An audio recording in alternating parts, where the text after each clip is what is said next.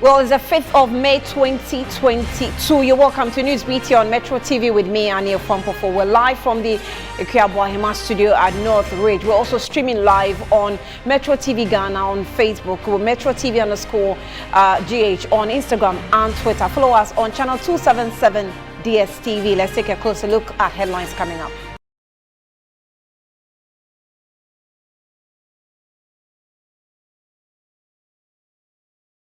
Government attributes Ghana's poor performance on this year's Press Freedom Index to change in methodology used by the researchers. But beyond that, how safe are journalists in the country? We will speak to an expert on this development.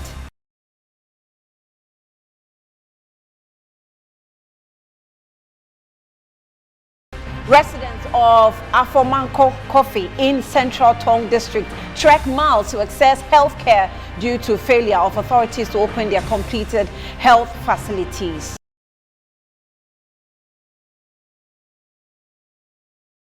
And on the foreign front, Kremlin says intelligence provided to Ukraine by United States, Britain and other NATO countries won't hinder Russia from achieving its objectives.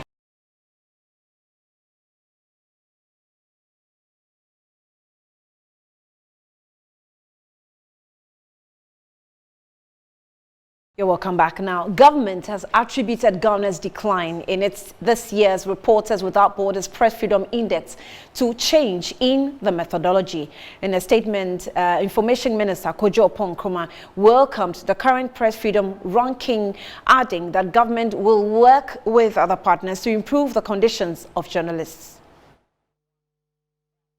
Ghana performed poorly in press freedom ranking, dropping 30 places from 2021 to rank 60th on the World Press Freedom Index 2022 with a score of 67.43. The report cited government intolerance, a situation that has forced journalists to engage in heavy self-censorship in their line of duty. It added, the 2019 Information Access Law authorizes journalists to demand information of national interest. However, a clause in the same law allows a fee to be charged if the information requested is in a language other than English, a provision used to deny journalists access to the information they seek. In his concluding remarks in a statement analyzing this report, the Minister of Information, Kojo Oppong-Nkrumah, attributed the scores to the new methodology used by the RSF as yardstick. He said, Ghana's democracy is a work in progress, adding, government welcomes the RSF report as a baseline reference document against which press freedom in Ghana may be gauged in the coming years. So the issue about journalist safety has once again come into the light following the latest RSF report. Now the report points out that the safety of journalists have deteriorated over the years. Before we speak to a security analyst on this development, here are some comments from the report. If you haven't had the opportunity to read, it says that journalist safety has deteriorated sharply in recent years. In 2020, reporters covering the effectiveness of anti-COVID-19 measures were attacked by security forces. Now, and political leaders are again making death threats against investigative journalists. Nearly all cases of law enforcement officers attacking journalists are not pursued.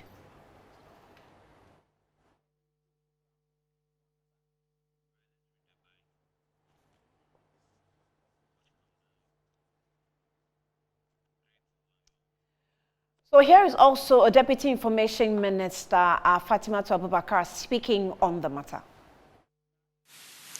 The key issues in the past year that have contributed to Ghana's recent critique are matters that require some more engagement of security agencies and the general public. Attacks by some youth of Ada on a radio station, acts of some overzealous policemen, in handling some cases of journalists suspected to be involved in crimes are not the doing of government. Government, however, acknowledging that these events negatively affect Ghana's ranking, has instituted the coordinated mechanism for the safety of journalists run by the National Media Commission so that some of these issues can be addressed. Through this mechanism, more education is being made available to agencies and the public to desist from such acts. Adam Bono is a security analyst and he's joined us via Zoom to speak to us on this as well. Adam, thank you so much for your time. You're welcome to Newsbeat. Good afternoon to you.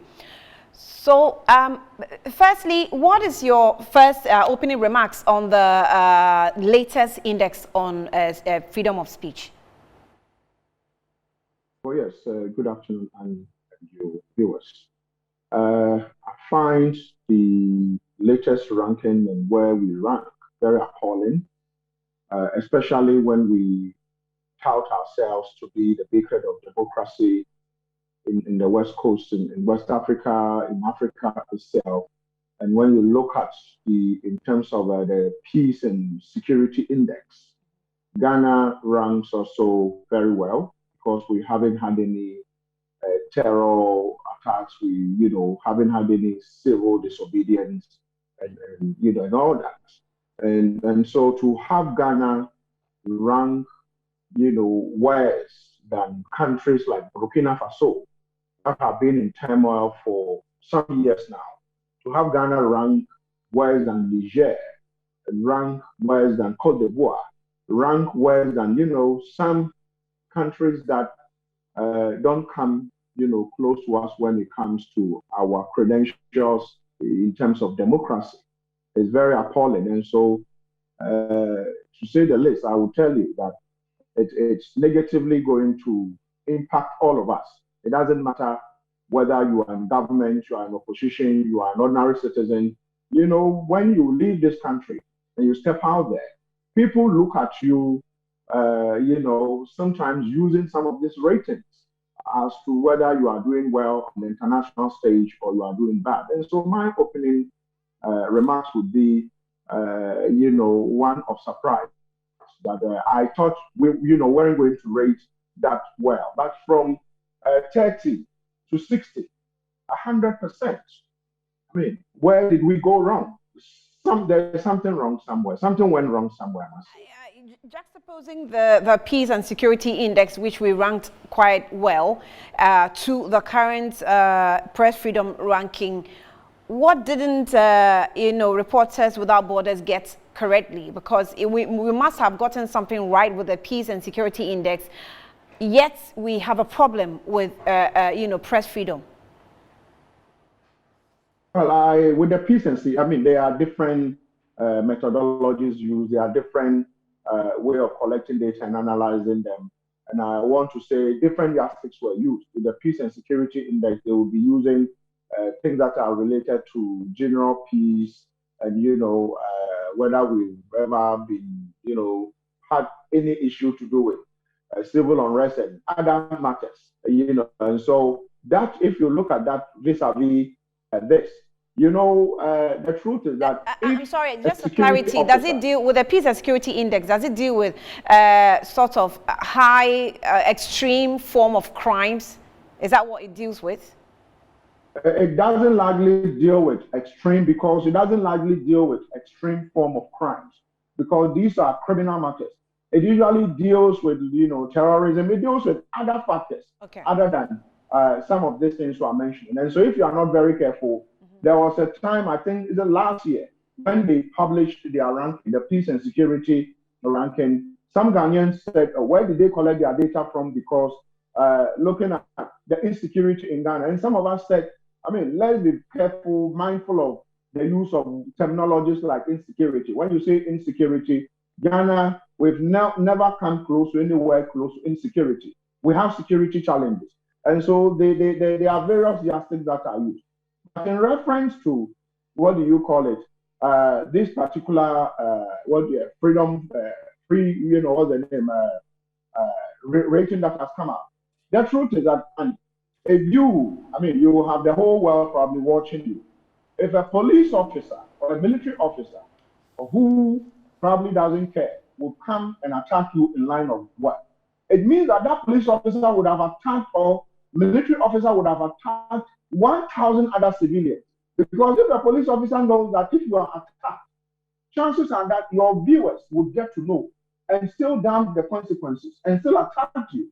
Then that would be rated, as against civilians who probably are getting attacked by security officials, and that is going unrecorded. And so it's the reason why we have performed very badly. But I must also say that moving forward, this was done somewhere last year. We have a new sheriff on the block, a new IGP. Let's look at the time since the time we took over, somewhere the end of last year to the end of maybe this year. The rating, when the rating comes out 2023, let's see how we perform. I think that our performance might improve, because then in cases where some of these things happen, he reached out to the victims, and ensure that what needs to be done is done. The only thing that I believe we are all waiting for is to see instances where people were brutalized before he took over. The current IGP, he's doing very well. How fast can we get justice for those people in terms of Ahmed Swale and others, Caleb Kuda? There are other people who have come under enormous attack. And so for me, what I would say is that it is as bad as you would be. I mean, how do you describe moving 100%? You're moving 100% worse. 100% worse. For me, it is a no for a country like us. Yeah. I'll get back to you. Can you hold the line? Let me join my colleagues. So government last year commissioned a secretariat to receive and validate complaints of attacks on media practitioners in Ghana and advocate their rights and freedoms. So the Secretariat, known as a National Coordinated Mechanism on the Safety of Journalists, was to be a center of media practitioners to report issues of intimidation and harassment in the line of duty for investigation. Now, what has become of that center? Joining us live from the center is my colleague Martin Kwabena Ishiring, who is reporting from the center now. Martin, thank you for your time. Good afternoon to you. What can you tell us from the center? Where the office that was launched last year by the Minister for Information, Mr. Kojo Oppong-Nkrumah. So we are currently at the office of the National Security, where last year the Minister for Information, Mr. Kojo Oppong-Nkrumah, launched an office for the media practitioners to report any form of threat.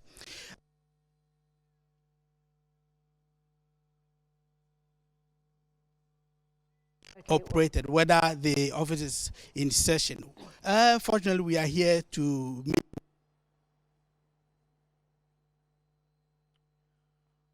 We're having a challenge with Martin, who is coming from the center that was specifically set up for the media for complaints. As and when we get him comfortably on the line, then we will actually find out what's going on there. Let me go back to Mr. Adam Bona. Are you there, sir? Yes, I am here. Okay, so last year, not yet last year, this year we've had, reports from the U.S. states for the report on Ghana on corruption and intolerance, which I spoke to you about. Of course, we were even criticizing them for not being in the right position to criticize Ghana. But there have been series, in the country.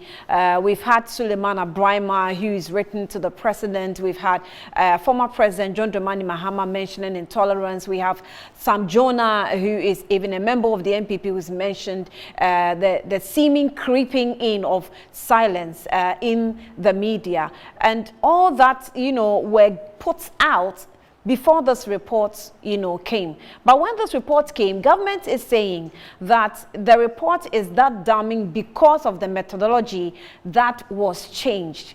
Is this thing that shows that government is in the position to work on how it is managing issues of the media? Well, I think it's good government has responded. Let's see, the work is on the ground.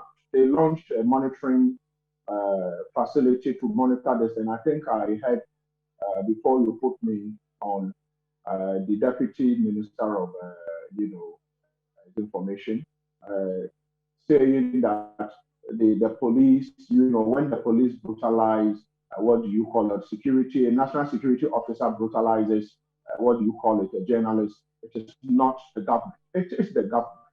I would beg of the Deputy Minister to ask me on whose behalf are prosecutions done.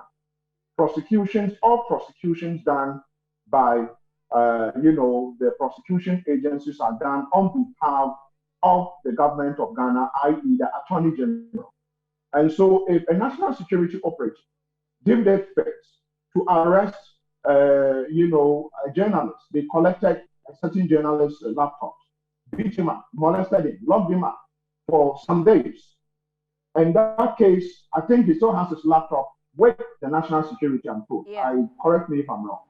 You're right. If that case is supposed to go to court, and the Attorney General decides that, no, hold on, I'm not done, or this case cannot go to court, what would the person do? You can only institute civil, proceedings in court. But me, as a civilian, I cannot institute criminal proceedings, start criminal whatever processes in court on behalf of another person. The police must do that.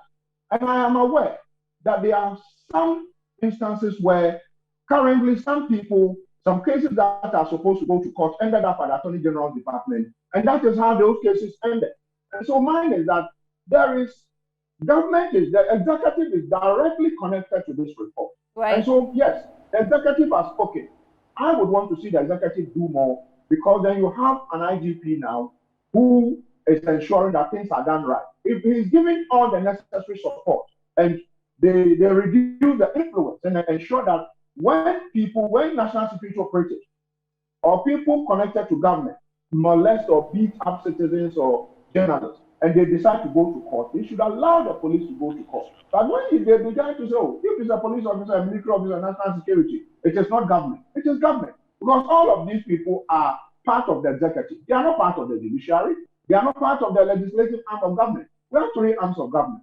And of course, the fourth arm, which is yourselves, the media, which is the fourth estate. And so the three arms are supposed to be independent of one another and be a check. And so if you have part of the executive doing things, and they are supposed to do prosecutions on behalf of the Attorney General says, no, you can't go to court. The police cannot go to court on their own and prosecute. You should be thrown out. And so for me, I think the Deputy Minister should come again.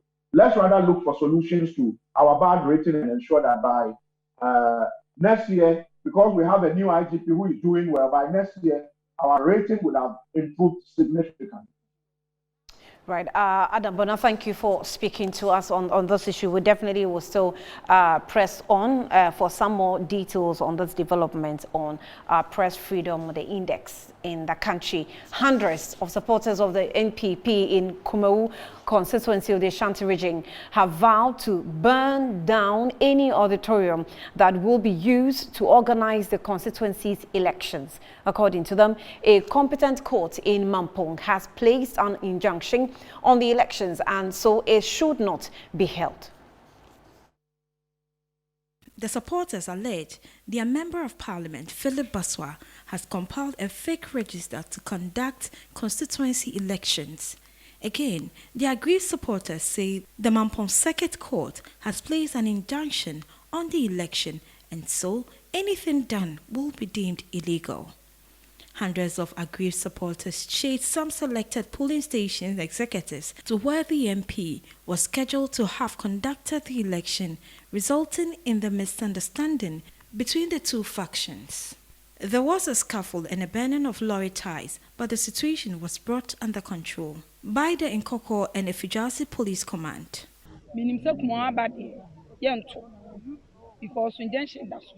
I know voting will not happen here because of the injunction, but if people have been brought here to vote, we will also make sure it will not happen. None of the people here are bigger than the courts. Because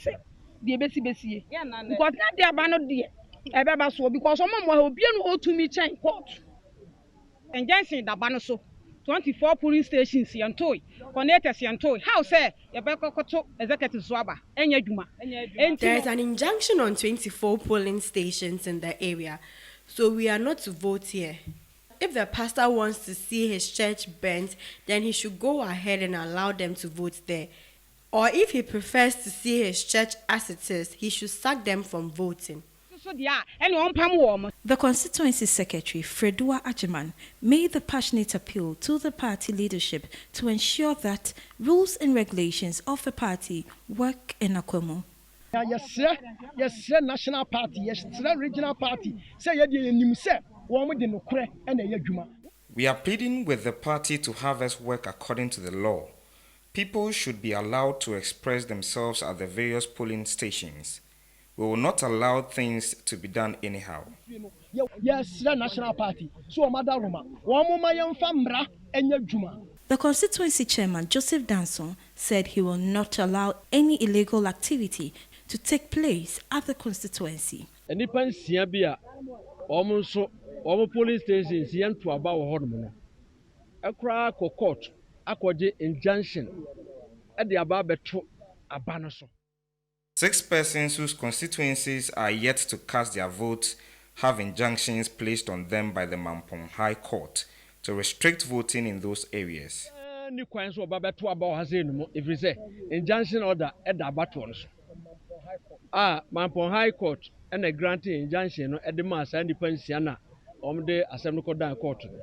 The aggrieved supporters say they will resist any attempt to hold an illegal election. You're also watching Newsbeat live on Metro TV with me, Annie Ampofo. Let's go for a breather. We'll be back shortly.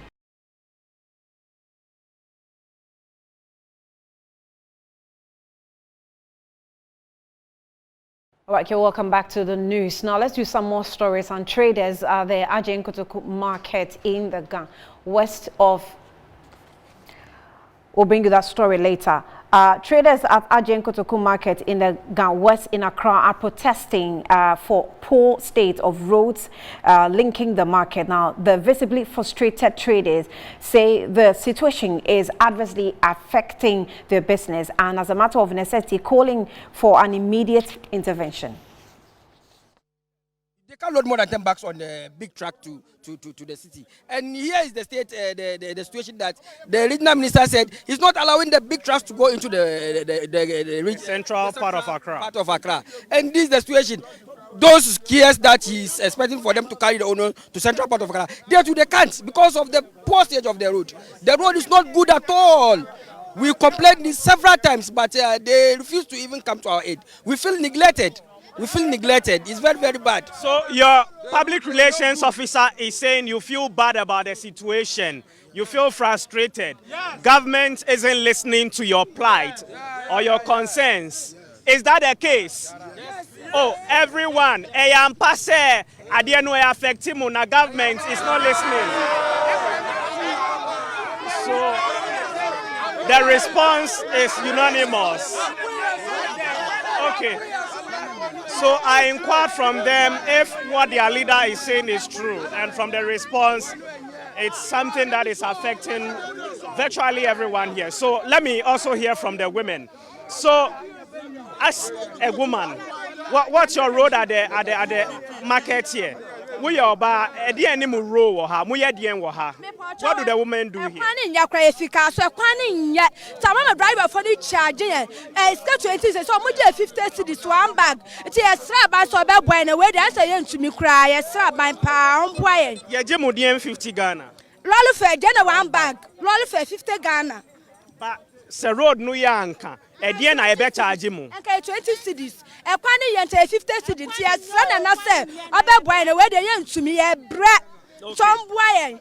So this woman is being analytical here, bringing the mathematics touch to the whole conversation, saying that if the roads here were good, when they come over to purchase bags of onion here, they will be charged 50 Ghana per bag, but currently they will be charged 20 Ghana per bag, but currently they are charged 50 Ghana, which is really troubling to them. So instead of 20 Ghana, it's now 50 Ghana. Yeah, salamu alaikum. Wa alaikum salam. Pacho, your friend is Smaila Idizanze. Pacho, Nana Bahanum, yam say, Yabahano, 3-4 months, and Obesraye.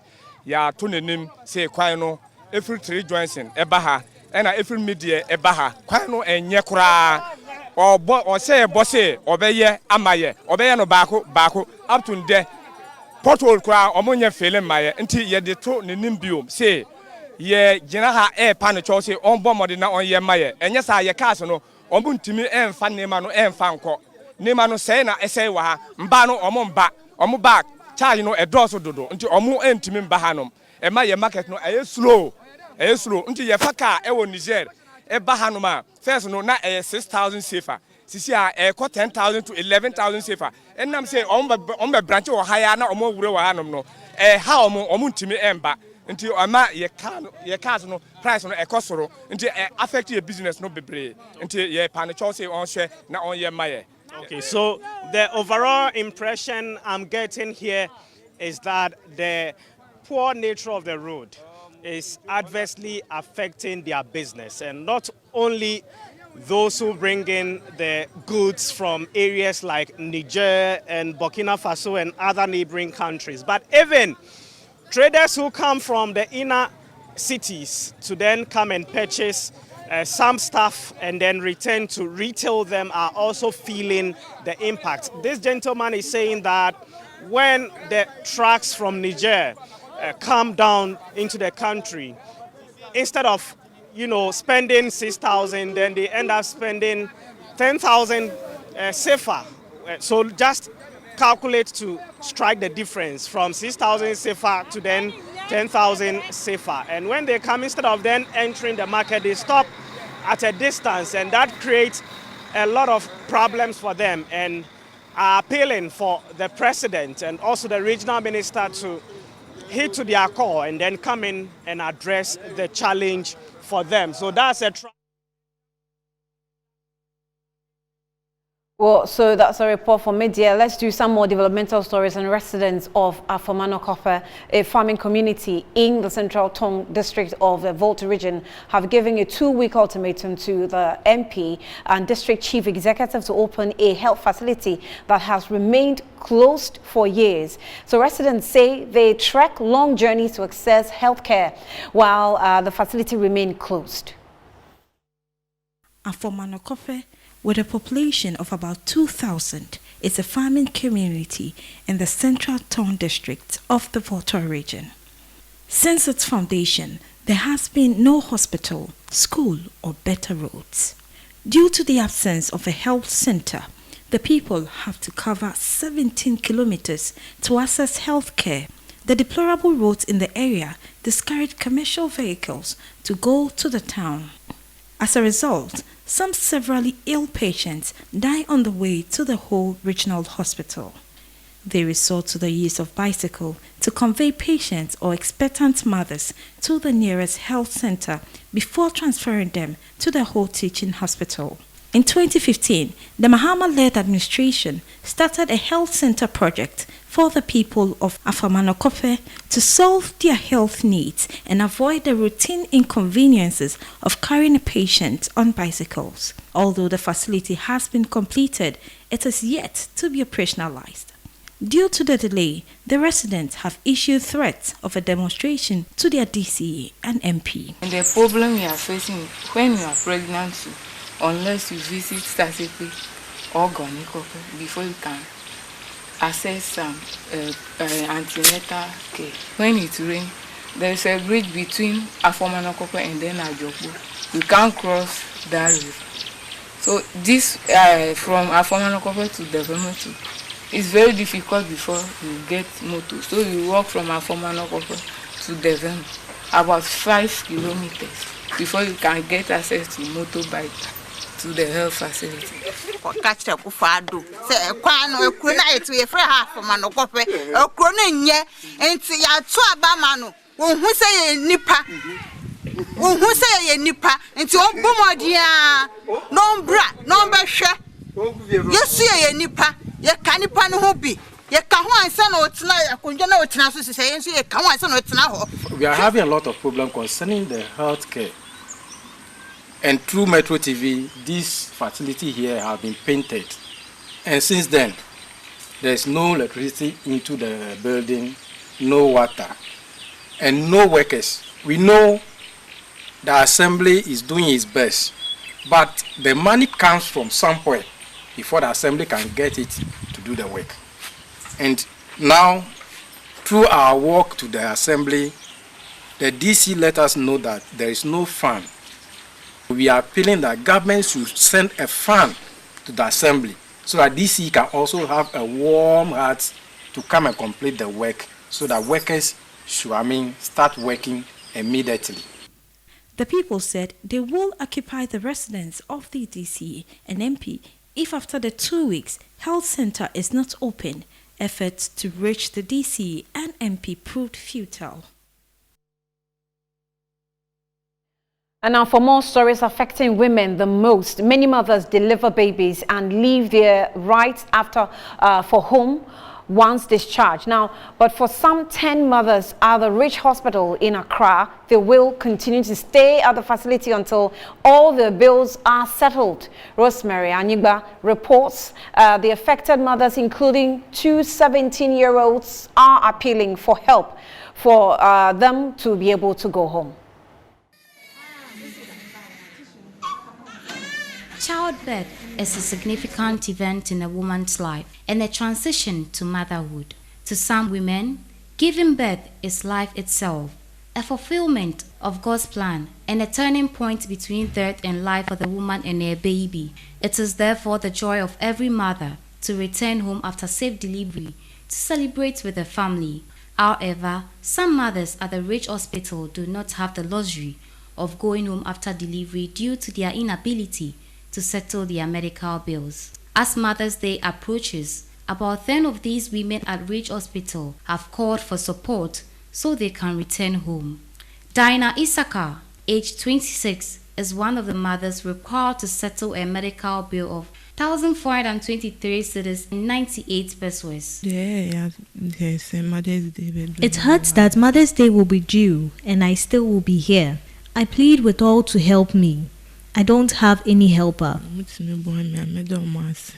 Margaret Efrifa and Mercy Kwanta, both aged 17, also owe sums of 789 cedis 54 pesos and 707 cedis 4 pesos. They were sad they cannot reunite with their family after delivery. It's not a pleasant feeling. It saddens me that Mother's Day is approaching and I am still here. I should have been at home by now, but because my family doesn't have the means to support me, I'm still here. I have stayed here for a week, and I feel sad because I left my other child behind. I pray help comes soon. Public Relations Officer of the Accra Regional Hospital, Juliana Haruna, also appealed for support for their mothers. We all know Mother's Day is a great moment for everybody, especially for women. So we are appealing to everyone to come and support these women clear their bills here. She used the opportunity to encourage pregnant women to ensure they get the National Health Insurance card, as well as start saving to ensure they don't end up stranded. Let me use this platform to encourage our mothers, our ladies, our women. Please, NHIS is very important. Everybody should get it. And also it should be active.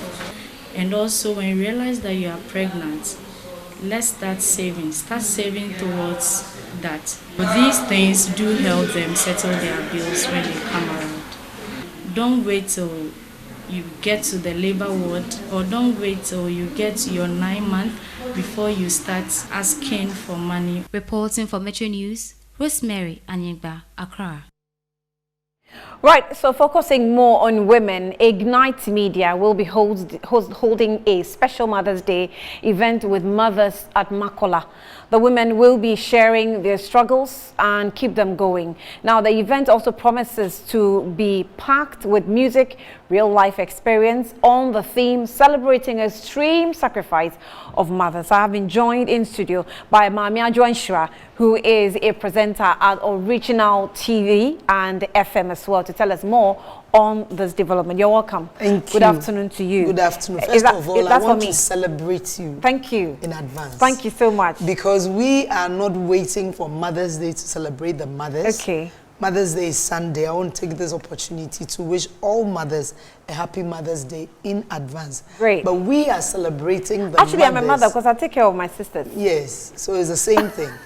So we are doing a pre-Mother's Day celebration. Yeah. And this is coming on tomorrow. Okay. At Rawlings Park. Okay. That is Makola in Accra. Okay. And what we are doing is we are offering free health screening for mothers. We'll be doing liver screening, gallbladder, kidney screening, and when you come with your husband, he stands a chance of having a prostate screening. Oh. Del Cielo is also coming to do a free eye screening for the mothers who come around. And this event is partnered by Cafe Barbera, powered by Dubai Energy Drink. Oh, it's Dubai. Yeah. Wow. So if you want to travel to Dubai, you have to start tasting the Dubai Energy Drink first.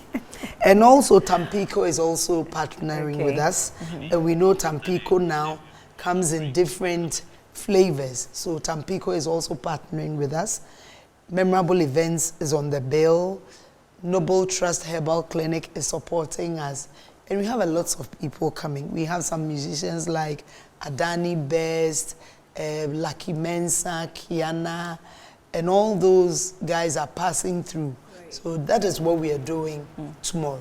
You started by saying that we're not waiting for Mother's Day before we celebrate them.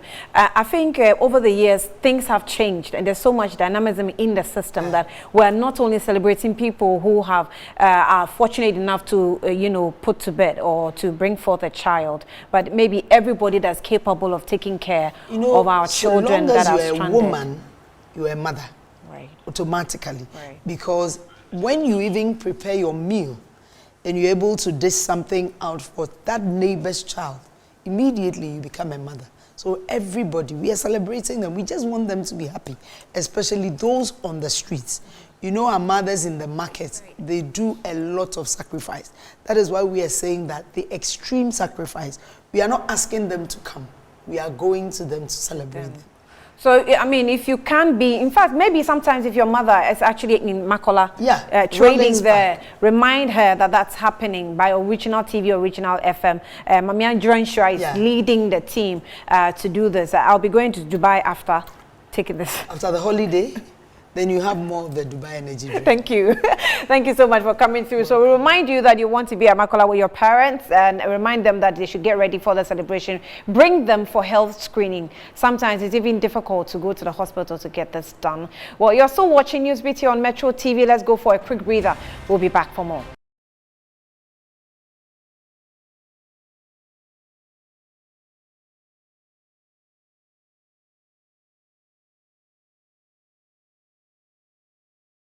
Welcome back to Newsbeat. We'll bring you some more stories, and now to our first businessman, Winston Taki. Good afternoon. Right. Thank you, Annie. It's time to bring your business right after this.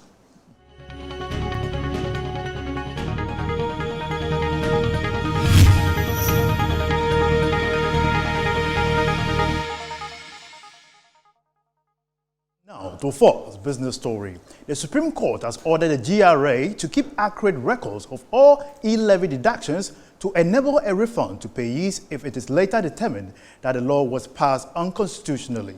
This was after the 7-member panel of the court unanimously dismissed the application by 3 minority MPs to suspend implementation of the e-levy. This has, however, not stopped the increasing number of people now visiting banquet halls and automated teller machines, ATMs, to withdraw money. We asked the question, how is the implementation of the e-levy affecting bank transactions? We have been joined via Zoom by the Chief Executive Officer of the Ghana Bankers Association, John Ewa. Good afternoon and welcome to Newsbeat. Good afternoon, sir. Good afternoon. Good afternoon. Great. Per your assessment, observation, how is the e-levy implementation being affecting the bank transactions so far?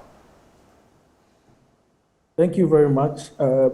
Yes, it's early days yet, as you mentioned. This is only working day 2 since the banks opened our doors following the implementation of the e-levy. Information that we have gathered so far demonstrate that the environment is stress-free and transactions are going through as normal. We'll really resolve that and come to you shortly with other story. Now let's move to another related story that has to do with the 2022. The Executive Director for the Center for Natural Resources and Environmental Management, Solomon Kwakume, says the nation has greatly been shortchanged in its projected revenue from the Jubilee field, which should have been in the region of $14.005 billion instead of the recorded revenue of $4.735 billion after 10 years. Using the inflated capital development cost of the $8.47 billion presented to the Council of State on 27 February 2018, plus the projected operational cost of $3.435 billion for 23 years, the contractor parties have collectively evaded in total $1.833 billion income tax paid and short payment of over $49 million. Now we have back on Zoom the Executive Director for the Ghana Bankers Association, John Ewa. Welcome back, sir. Yeah, thank you very much. Yeah, we're on the impact of the e-levy on banking transactions so far. So if you still go ahead. Yes, so as I started, banks, opened our shop yesterday following the long break from the holidays that we had. And e-levy is being implemented as has been directed by GRA and also per the act that was passed quite recently.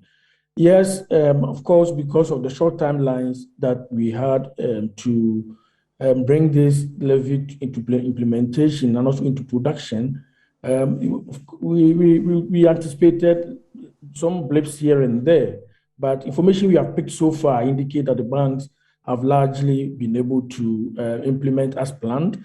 The major phase, which is phase 2, as per the directive from GRA, will kick in when we all go on the common GRA platform in July. So I would say that so far, so good. There are some feedback that we are getting from some sources that we have not been able to validate, but of course, it's early days yet. This is just the second working day. We are giving ourselves some time. We started picking information from our member banks, and so far, there's not much to report in terms of maybe implementation challenges. Okay. John, are people resorting to other means of withdrawal at the banks than the mobile money banking or mobile banking? No, we don't have any data to support that. And let me put this into a proper perspective. The implementation started 1st May, which meant it was just on the heels of the end of 1 month and commencement of another. Then it also coincided with a long holiday from Friday all the way to Tuesday. As banks, we know very well that whenever we have long holidays, there is a possibility always that in our banking halls, following the resumption of normal business hours, people go there to either check on their balances or to do other things, sometimes to withdraw, to replenish cash that has been used. The ATMs over the holidays are also used quite significantly because transactions and people are engaged in vibrant economic activities during the holiday season. So even if there was a little observance of some ATMs maybe being down or maybe higher than normal or usual footfall in 1 or 2 branches, they are to be expected, and we don't want it to be attributed to any consumer behavior or change in how consumers are banking. Let's give ourselves some time. We can then get the data, which will then, tell us as a single source of truth where the transaction footfall, whether consumers are reacting by changing platform. Okay. We have not seen that. Right. We do not think that there's anything to panic at all. Right. Thank you very much, John Ewa. John Ewa is the Executive Director for the Ghana Bankers Association here in Ghana. That will be all for business here on Newsbeat. My name is Winston Taki.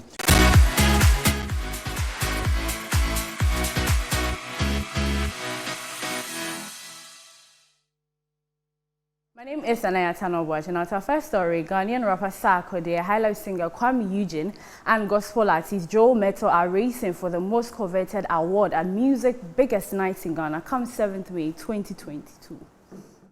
Charterhouse, organizers of the annual Vodafone Ghana Music Awards for 2 decades, continue to honor creatives in the Ghanaian music industry and Africa at large.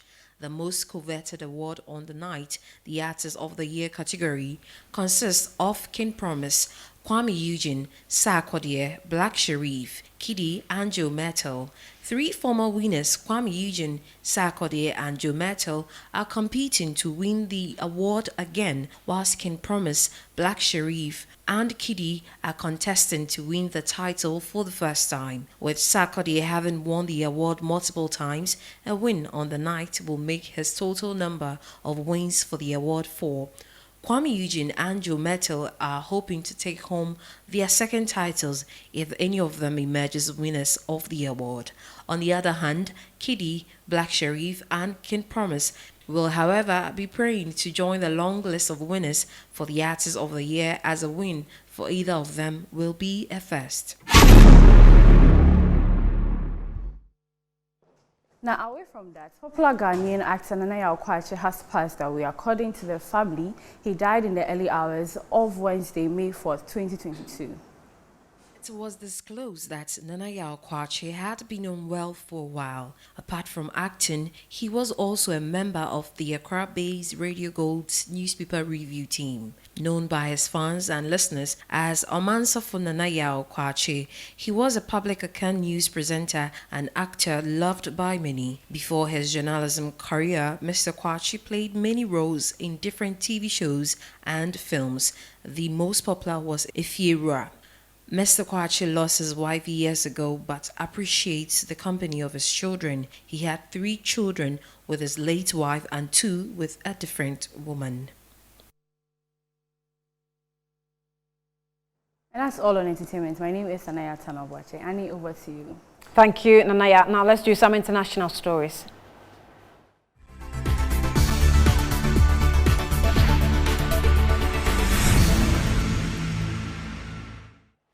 Now, the Kremlin says it is well aware that the United States, Britain, and other NATO countries are regularly feeding intelligence to the Ukrainian military. Kremlin spokesperson Dmitry Peskov was reacting to New York Times report that the United States had continually provided intelligence that helped the Ukrainian force kill Russian generals. Peskov added that he doubted the intelligence provided to Ukraine would hinder Russia from achieving its stated objectives in what Moscow refers to as special media operation, namely the liberation of the Donetsk and the Luhansk regions.